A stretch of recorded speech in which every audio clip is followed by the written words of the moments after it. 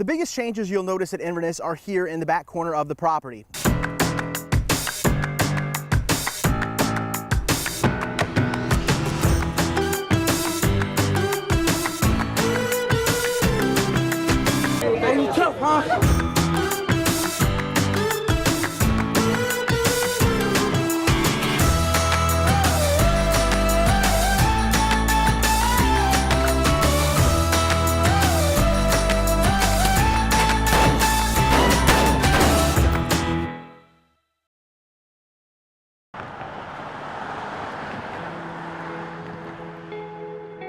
In Bowling Green, there lives Emmanuel George, or Emil, as he's called. A man with fond memories of his glory days on the Bobcats football team. 16 my sophomore year, 17 my junior year, and 8, and then the extra points. In 3 seasons, Emil Gorgeous George had over 3,000 yards rushing, 39 touchdowns, and 275 points. All to go along with the countless memories he likes to share from time to time. Memories with his teammates. I scored a lot of touchdowns on those guys. Their blocks were just tremendous. His high school sweetheart. My wife did. Saved all those clippings. And football. Plenty of football. I had such good coaches. Warren Ott.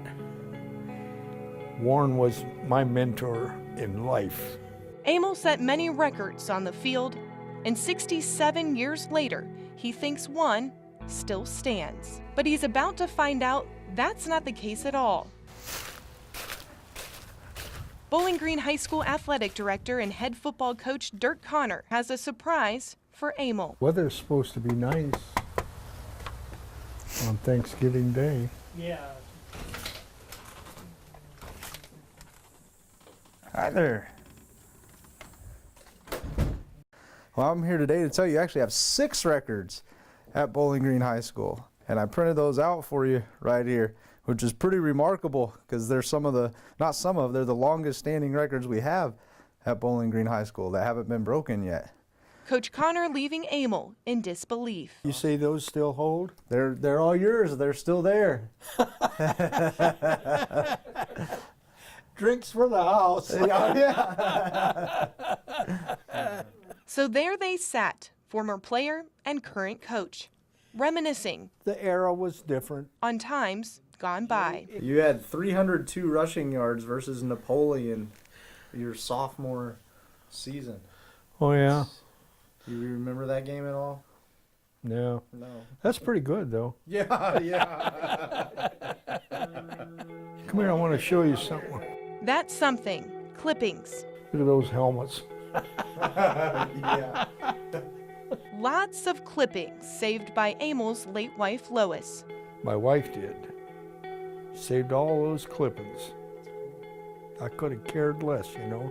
Now they're nice, you know. I haven't seen these in years. Now he's got a new one to add to the collection. And the memories didn't stop at Bowling Green. A highly touted recruit, Emil went on to play under Woody Hayes at Ohio State. Woody, we played handball 2 times, sometimes 3 times a week. In between the practices, he found the time, believe me. You ever play handball? No, it's been a while. Tough. Gym class. Tough game. Though a short stint in Columbus, Emil isn't short on stories. They had a guy at Ohio State way back when. It was called Hopalong Cassidy. So he would come scooting along there, and of course the freshmen would defense him. And we'd get our butts kicked, you know, play after play. And I was playing a linebacker, and I said, man, if I get him in the open, he said, and I'm right behind you. Man, we got him in the open, and we both hit him. Whistles were screaming. Man, I'm telling you, because we weren't supposed to touch this guy. But he beat us up all day, and we finally got a shot at him. We took it, and we got it, too, afterwards. Do you know how long it is around the outside of the Ohio State Stadium? It's a long, long way. Emil Arnold turned 84 this year. His wife and most of his teammates are gone. But remaining are those records, recollections, and relationships. And plenty of clippings document every last one. Oh, God, yeah. All the years.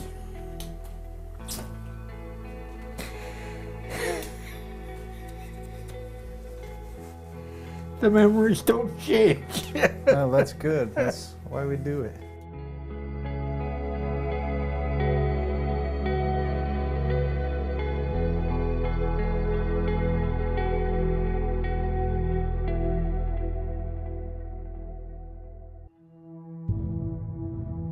In a social experiment, we identified 3 children who, with permission from their parents, we put to the test. We picked a location, a neighborhood park, booked an actress with a cute prop, and our crews carefully placed a number of cameras around the park to capture what happened. With their mothers looking on, best friends Tommy and Archie, both 9, thought they were spending the evening after school playing on the monkey bars. Then our actress made her initial contact. That's pretty cool. What's your name? She spends a few minutes engaging the boys. Oh, come down here. I gotta play you guys in tic-tac-toe. Come on. Attaboy. And when she's earned their trust, she makes her move. Before we play, can you guys help me with Charlie? Yeah. Here. I've got to go get him some water in my car. Can you guys help me out? Yeah. Can you grab his food? Okay. Yeah. Let's take him over here this way. Come on. Here, you want to hold him? Sure. Awesome. Here, come with me this way. All right. Come on, Charlie. These boys are helping me. Come on. Do you know what? I have some more puppies too, guys, in my car. What? Yeah. Will you guys help me walk them? Okay. All right, awesome. This way. Meanwhile, our cameras also captured 2 women keeping a close eye on our actress and watching the boys as they nearly walked away with a stranger. And in a surprise twist to our experiment, the women stepped in. Hey, excuse me, boys, where are your parents? You're walking off with somebody you don't know? Where's your parents? But you don't know, but a grown-up never asked a kid for help. That's when we stepped in. It's gonna have to knock her down. Yeah, and I thought you were gonna, let me tell you.